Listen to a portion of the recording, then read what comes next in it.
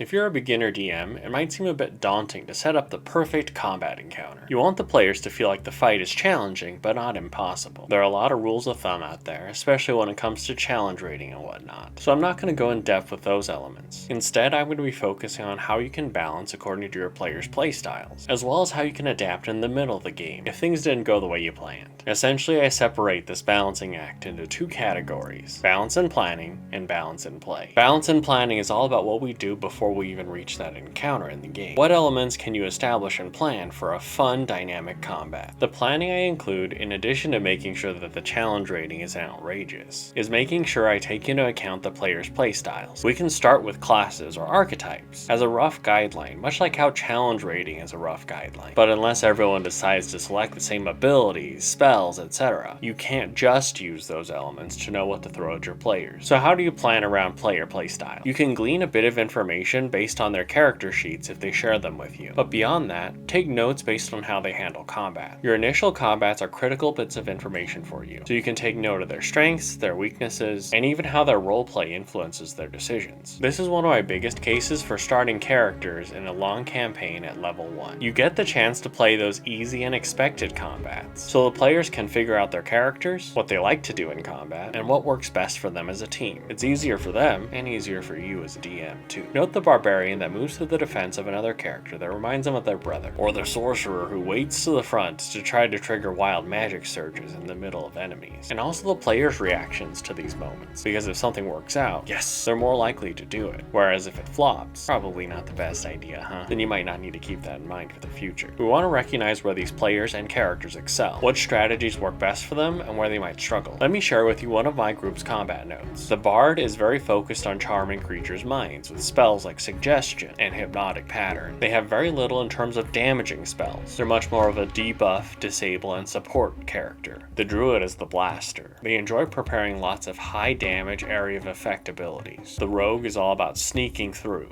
observing, setting up a big assassinate before combat begins. The squad as a whole enjoys making a battle plan before tackling an enemy, generally through stealthy information gathering. Now let's talk about increasing or decreasing difficulty during the planning phase. My favorite way to increase or decrease difficulty during the planning stage is to disrupt the player's routine or comfort zone. Your players have likely developed their preferred way to fight. With my 3 example players, the preferred actions start with stealthy information gathering. Then the rogue tries to find an opportune setup with a bardic inspiration in hand, so they can unleash a big sneak attack, with the druid ready to blast and the bard ready to disable the most dangerous foe. So if I want a standard fight for them, I give them the chance to do all those things, the things they're used to and are comfortable doing. But if we want to increase difficulty, we can dismantle their routine. For my specific players, let's start attacking them step by step. We can remove the ability to stealthily gather information with a sneak attack, so that information would have to be gathered on the fly, as opposed to the players getting a chance to sit on and figure out information. We could also use some sort of alarm or barrier against the player's approach, so the enemies are ready for infiltration, rather than operating as though everything's okay. We could even create some red herrings. If the players are making their way through and spying on the enemies, perhaps the enemies have some countermeasures, whether through illusions or other means that might suggest to the players that they have to prepare for one thing, while the actual threat is completely different. If we do that, that raises the difficulty substantially, because the players now have to improvise and operate on less or false information. Every group tends to have their comfort zone when it comes to their formation as well. Some players like to be in the face of the enemies. Some players like to keep their distance. Some like to be in the middle. They don't want to be in melee, but they have to be close enough to provide support and debuffs. We can attack these proximity-based comfort zones by using mobile enemies that have specific instructions. The characters who want to stay away might have trouble doing so. Characters who love being in melee might have trouble staying there. You can also adjust the battlefield so that line of sight is difficult to maintain for ranged combatants. An open field might be fantastic for a sniper, but if they find themselves in a labyrinth, it becomes much harder to stay at a safe distance while supporting their teammate. If you make adjustments that affect the character's ability to stay in their preferred positions and ranges, that increases the difficulty substantially too. Finally, we can talk about the actual abilities and traits on the page. This is one of the more brutal ways to increase difficulty for your players, by countering the very elements they've chosen or have prepared for, like a creature that has damage immunity against one of your player's favorite attacks, or if a player's focused on spells that inflict a charmed condition upon the enemy. There are enemies that are immune to that condition, so that player might have to utilize utilize other tools at their disposal. The increase in difficulty is dependent on how flexible the character you're countering is. A wizard that enjoys fireball but has other damaging spells might see a fire immunity as an inconvenience. A fighter without a magical weapon in a fight against a creature immune to bludgeoning, slashing, and piercing might feel useless. So I use these sparingly,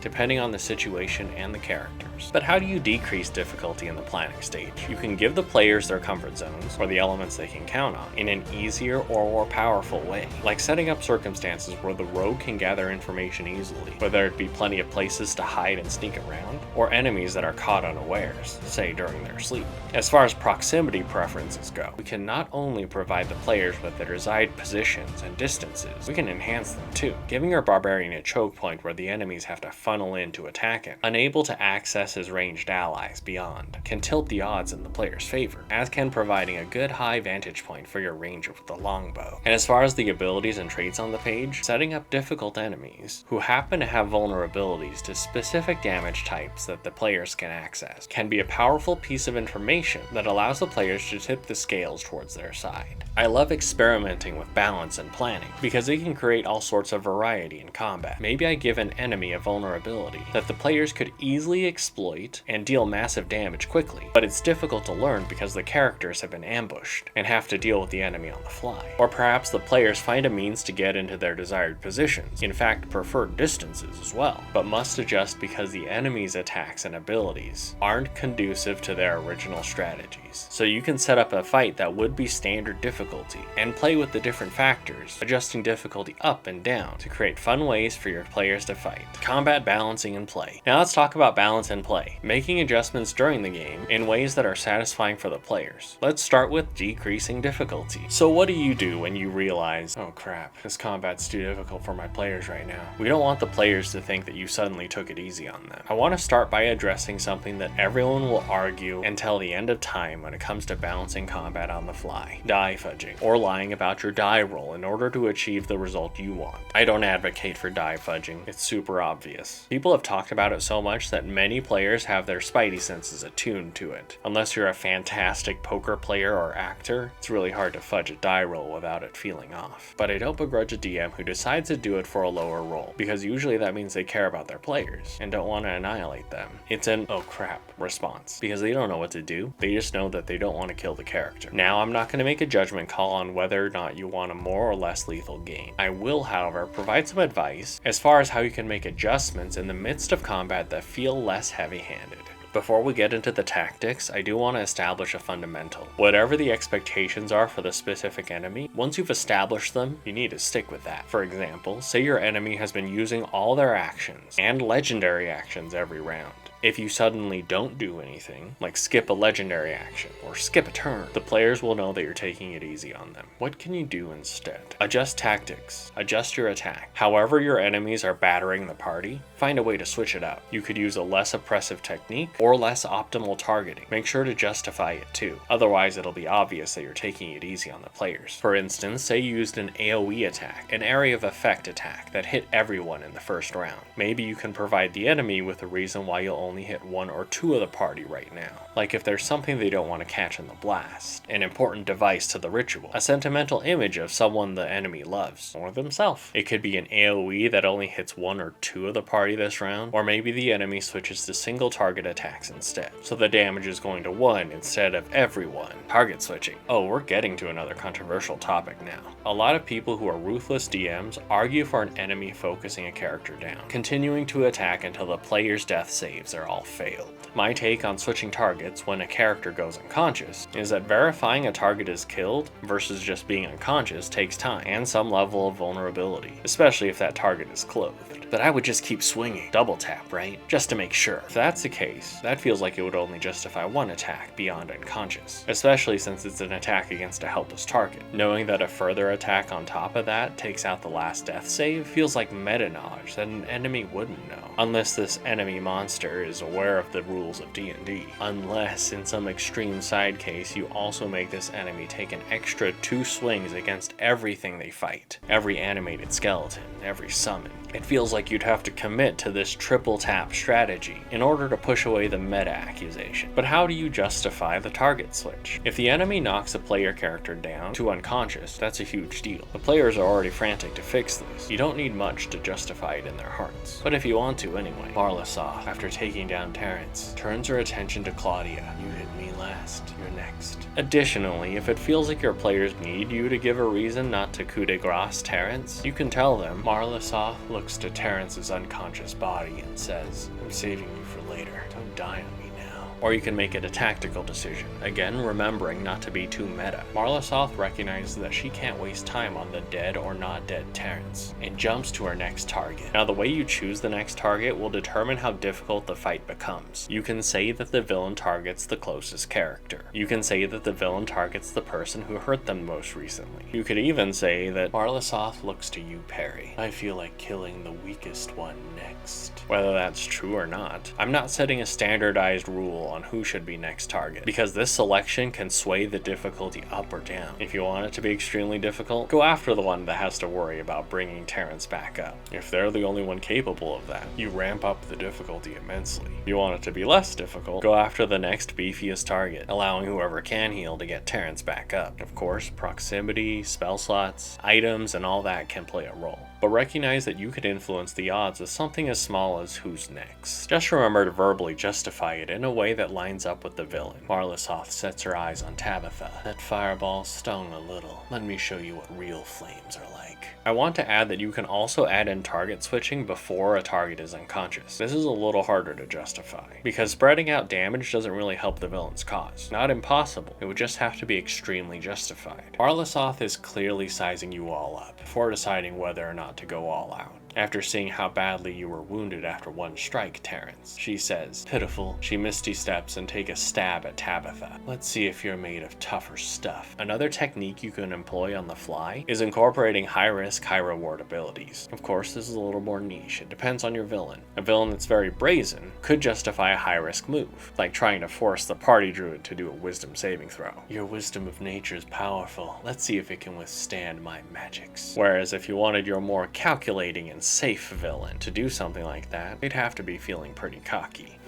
Probability is low. I'm feeling lucky. High risk, high reward abilities might include save or suck spells like hold person, confusion, or even dominate monster. But you can also incorporate other elements that might be less impactful in this battle, but spell major consequences for the future. For example, say you're controlling an extremely powerful undead warrior who's super quick and has been landing attack after attack with their special longsword. You might forego the sword attack to attempt the following: an attempt to grapple. If that succeeds, he might try to bite, to infect the player character with his undead taint. In essence, we could transform a normally very powerful swing of his special sword, which would be 1 roll, into 3 rolls. The athletics contest to grapple, the attempt to bite, which might be an attack roll, and a constitution save to see if the character is infected or not. Additionally, the bite is not likely to do as much damage as the longsword, as the attempt to infect a target that will be able to survive afterwards might be a priority, in which case the stakes are much higher because of the threat of this player character becoming infected by this undead warrior, but we end up giving more chances for the player to come out on top while taking less damage as well. We can also allow for environmental changes to decrease difficulty in a fight. Say the players have been blasting the villain with all manner of fireball, but the enemy still holds a massive upper hand. Perhaps in one moment the fireball upsets the footing of the villain, causing a potential tumble as the ground gives way, or maybe the fireball blasts a hole in the wall, allowing the players an opportunity to escape. The idea is that whatever the players and villains are doing, if it could foreseeably affect the environment, you can make it so to provide extra chances for your players. Finally, I want to talk about other objectives.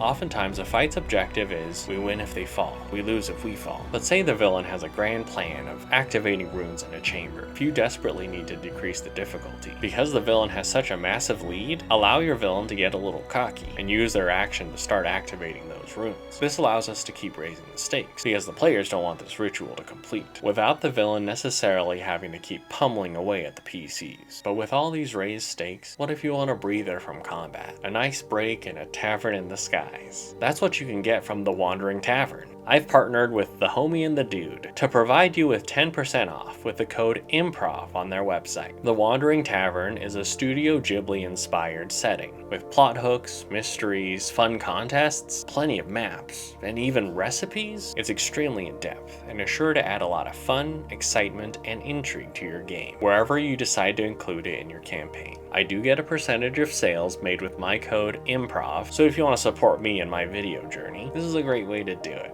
while getting some sick stuff for you too. And this is right in time for the holidays. Now back to the video. Now, how do you adjust balance and play to increase difficulty? We can use all the same principles, but with the utmost cruel efficiency. Adjusting tactics. Say the players now have that upper hand, and your villain has that massive AoE. Perhaps they eschew the single target attacks, and decide to take a risk, a little attack of opportunity, in order to get in position to blast the entire squad. Target switching. Of course, you as the DM know who does what in the party. If your villain has some semblance of research, or perhaps is learning on the fly in the battle, they could switch targets to the ones most vulnerable to their attacks. Perhaps they recognize that one character is in charge of the healing. Marlisoth looks at you, Claudia, rage in her eyes at your healing magics. I won't allow you to undo my hard work anymore. And if you really want to optimize, especially when it comes to legendary actions, allow those special actions to happen at the most opportune times, perhaps to create big problems for the other characters, while your villain focuses on a juicy target. When it comes to high risk, high reward, if you need to increase difficulty, you understand what high risks would be higher risk, and what high rewards are higher rewards. If your villain has more consistently dangerous abilities, choosing the consistency alongside potential legendary actions can allow your villain to claw their way back to a tense battle. And don't forget, as far as environmental changes go, they can go both ways. And if difficulty is necessary, a change that gives your villain a benefit can mean the difference between an easy fight and a hard one. Finally, we gotta talk about the other objectives. Sometimes the villains get distracted by other objectives, and sometimes the players will get distracted by other objectives. Say the PCs are supposed to save hostages here as well.